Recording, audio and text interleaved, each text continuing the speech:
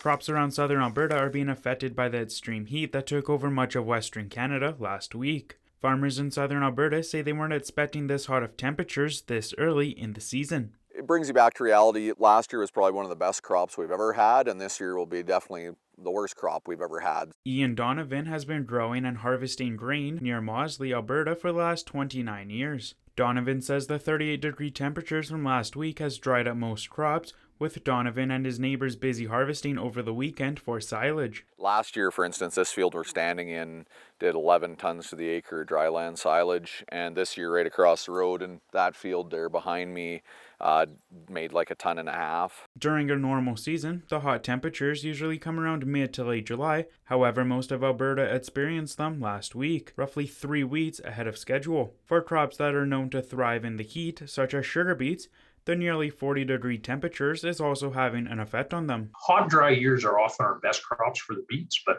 this kind of heat is a little bit excessive. And it's hard to keep them wet. And that's the biggest thing for us now, is just trying to keep everything wet enough. With the drying of crops in early harvest for silage, bees and other insects that use the flowers to pollinate are beginning to dwindle in numbers. I've got a friend who runs some leafcutter bees for canola pollination, and he's reporting some bee death due to heat as well. Donovan adds with the early drought, many farmers around the region will be submitting insurance claims to ease the burden. We have insurance policies in place. We have safety nets in place for agriculture. So, we are lucky in that part of the industry that at least we have something in place. For Bridge City News, I'm Karsen Marczuk.